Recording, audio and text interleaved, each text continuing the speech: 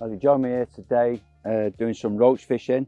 We had a fantastic morning. We're actually midway through the session now. We couldn't really do the intro this morning because it was absolutely torrential rain. Not great conditions for the camera, but we've had a great morning. So we're going to look back on it now. I hope you enjoy what you see. But we've had a pretty remarkable catch.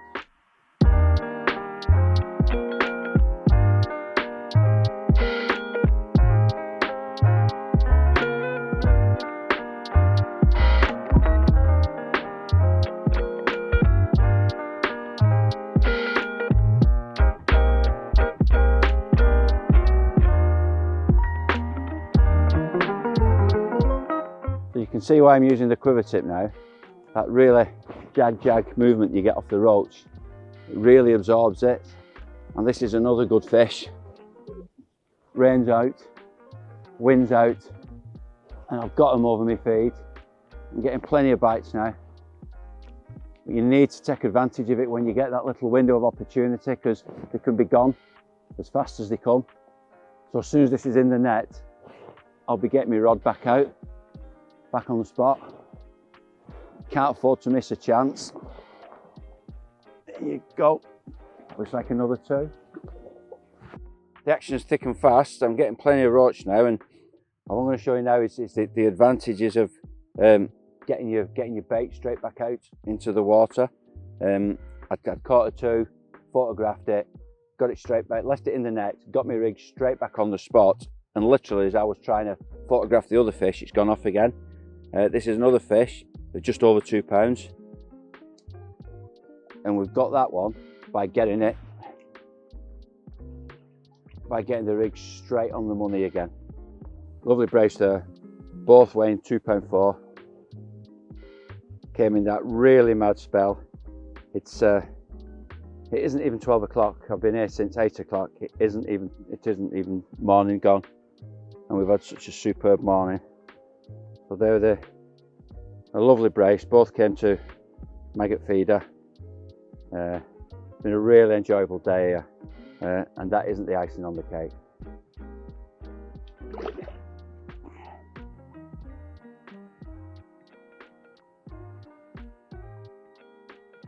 And there you have the icing on the cake for now, because it's still only the morning and there's time for more.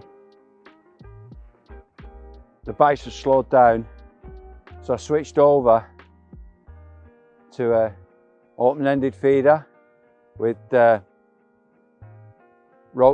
roach in it, and a little bit of hemp, just to keep the flavour there, try and get the last few fish, but also reduce the amount of food that's going in, just so I can pick up the last 2 or 3 of the shoal. And yeah, that's worked. It's always worth ringing the changes, you know. I've had some cracking fish today, but it doesn't mean you shouldn't change your tactics just to try and eke another 1 or 2 out. I'm forever changing my rigs. You know, I'll start with what I know is best, but I'll keep an eye on it. Again, you can see the way the tip jagging, and that's why I use quiver tips. That's why I use quiver tips instead of a normal Avon top. These roach are terrible when they're under the rod tip for that bang, bang, bang. So yeah, hopefully we'll get this one in. This is quite handy, you know. I think people who fish on their own, a net float is really handy because you can just throw it in like that. Oh, now that's a surprise. It's a bonus perch.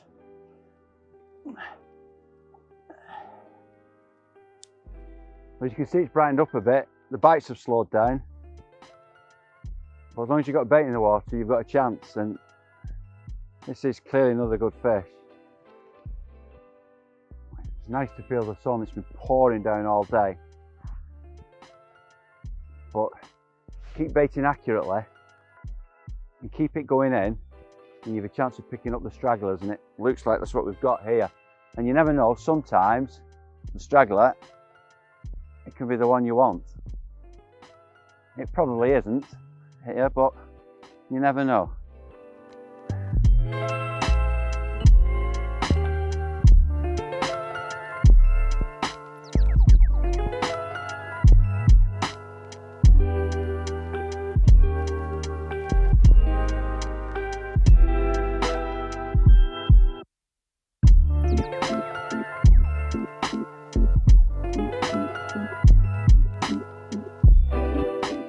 so you just saw me change over from a maggot feeder by just adjusting our combi feeder to an open-ended, and that was to cut down the amount of feed I was putting in because the bites were definitely slowing up. We had that mad period and I didn't want as much feed out there, and you saw me catch it, you saw the take, and that was the result.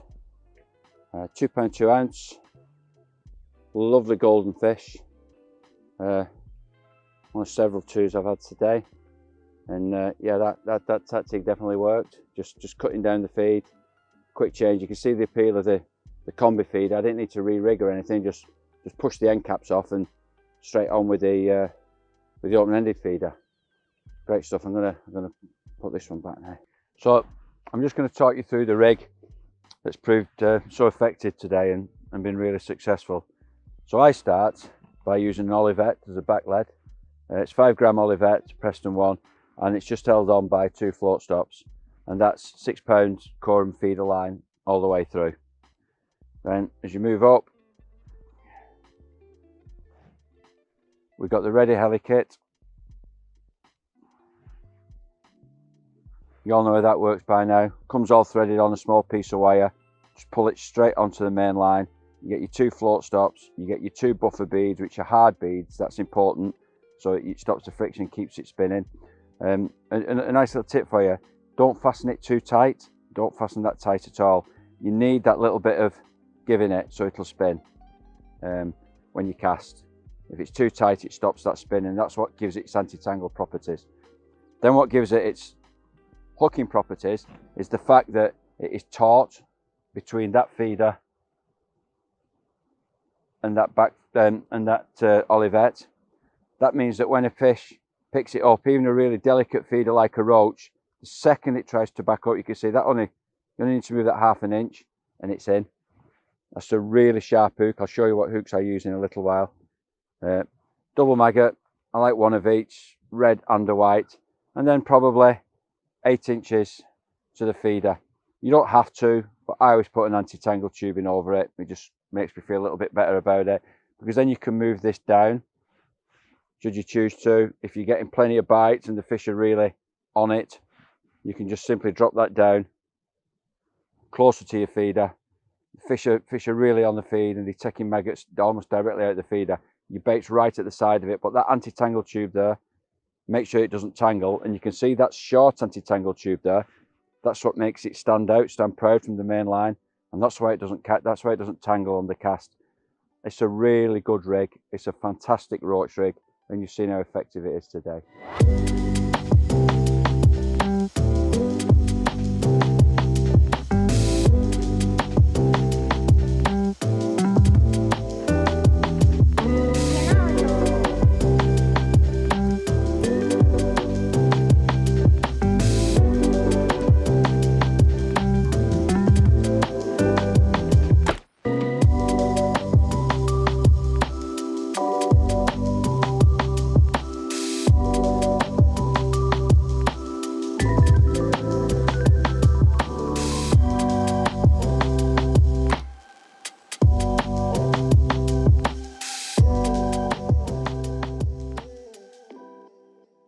So I just thought I'd show you the components I use. You've seen today we've caught some fantastic fish, but there's nothing complicated about the rigs. Really very simple to use, and I've said before they're very effective. So three key components. First of all, you've got the ready heli kit. 3 of them, comes in a packet. Each one sorts its own heli kit. Obviously you've got the 2 rubber stops either side, 2 hard beads, and then a loop with a tail rubber there to make it stand proud. So you just thread those straight onto your main line. And then for hook link, I use Reflow Power. It's in 0.15, 0.15, yeah, which is £5 14 ounce. I've used it for a long time. Unbelievably reliable, really strong line for its diameter. Now you might think that 514 is a bit heavy fishing for roach, but the fact is I use really short hook links. That means that you've got little or no stretch in your line, and when you do that, you know, something lighter could very easily crack off. Plus the fact that it's slightly thicker diameter helps it stand proud from your main line and avoids tandles. And then of course, where would we be without a hook? this is the hook that I use. It's the Preston KKH hide. I've been using this for a couple of years now. I've yet to come across a better hook for roach. It's absolutely brilliant. The gauge isn't too heavy, but it's still extremely strong. I don't think I've ever used a hook as sharp. You know, you're moving your gear around, you need to keep your fingers away from this. It is ultra sharp. And what I really like is it has a slightly outturned eye, which is brilliant when you're fishing mono. I use a knotless knot and just trim the tag end off, and it seems to sit perfectly then for presenting maggots. So yeah, the 3 pieces of kit that I use help you catch more roach. So I've just recast that. I'm just setting my bobbins. I fish these quite tight, as I've said before. I think it's important that it's tight. You can see this one dropping down. That's just taking up the slack. Now these are the bobbins. You might think bobbins are bobbins, but I used these ball bearing magnet type bobbins before Korum brought these out. And the reason is, you can see, as it drops back, it moves down the line and it shows a drop back off much, much better than the traditional grip ones, the thumb grip ones. So for that reason, when I'm roach fishing, because you do get a lot of drop backs on this bolt rig, I always use these. I always use the magnetic ball bearing type because they just show those drop backs so much better.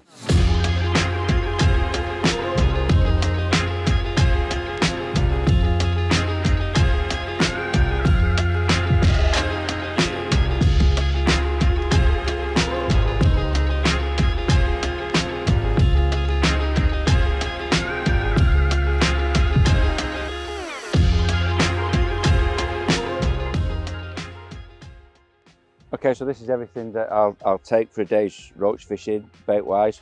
I don't think you need anything more than this. My first choice will be maggots. I use a mixture of white and red. Seem to like both. Some do better on the day than others, but I do like to mix it up.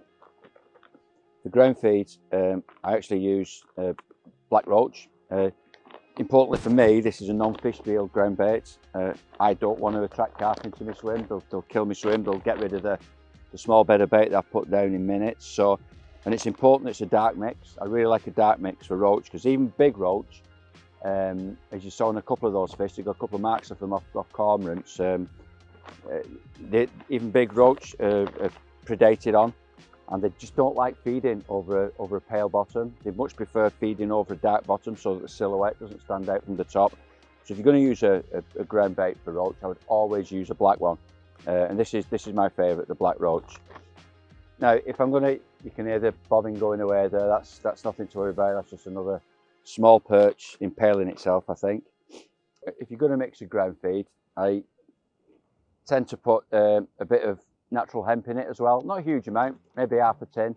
And that just, I think, if you're finding down the amount of feed that's going in, the perch are not picking up that, and it just keeps the roach in your swim for a little bit longer.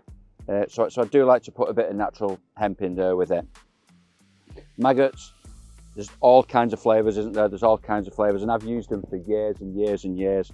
But the one for me that stood the test of time is Scopex.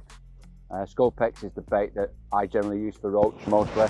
Very easy, just tip a little bit into your maggots. There you go. Leave them for 20 minutes or so, and they're all absolutely coated in it. It just gives your bait that little extra boost. And then if the fishing's getting really tough and you're getting totally bitted out with roach or perch, then I'll put maybe a small boilie on. One of these pineapple oozing boilies is a good choice. Tutti Frutti oozing boilie is very good as well. And then you've always got the option of something like a wafter, 6mm Bandon wafter, which is good. They're not really my go-to bait. My go-to bait is maggots and maggot overfeed, but it's always worth having these with you as backup, just in case the day's going, if you're getting smashed up by smaller fish.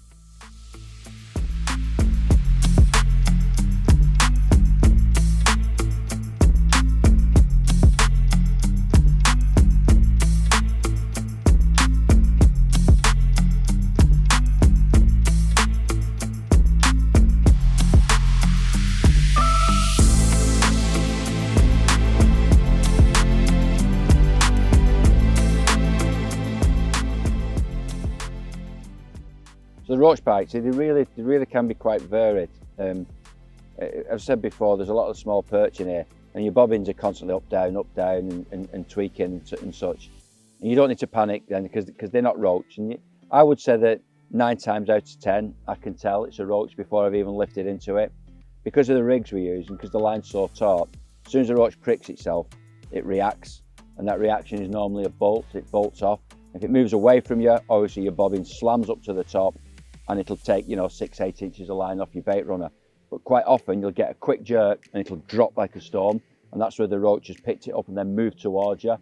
In both cases, you don't need to strike. The last thing you want to do is strike. You've only got a small hook, a size 16. Striking could pull it out of its mouth. You assume the fish has already hooked itself on the bolt rig, so you just gently lift into it, keep your line taut, play it all the way to the bank. So I had to make my decision as to where I fished when I arrived here this morning. Unless the wind is pushing really hard into one corner or one end of the lake, and it's been doing that for several days, in which case I would go there obviously. But today the wind isn't ridiculously strong, so I've chosen to go in open water, pretty much in the middle of the lake, which is always a good option. It kind of hedges your bets.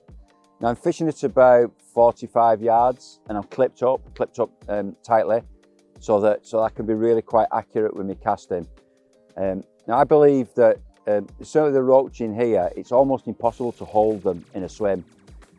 What you do is you have really short bursts of activity and you really need to capitalise on those bursts. And I don't know whether that's because they don't like getting their heads down or whether they just like keep constantly on the move. I think it might be the latter. And the other thing is you don't really want to put big beds of bait out there because there's a lot of carp in this water and I really want to avoid them. And as soon as if you put anything, huge volumes of bait or even anything like pellets and that, the carp are homed in on it, and I really don't want those to, not so much because I hook them and I play them and it takes me 10 minutes to get them in. I don't want it to come in and mop up the small amount of food that I put out accurately for the roach. So what I tend to do is fish small bed of bait very accurately and wait for the roach to come across that and then capitalise on it when they do.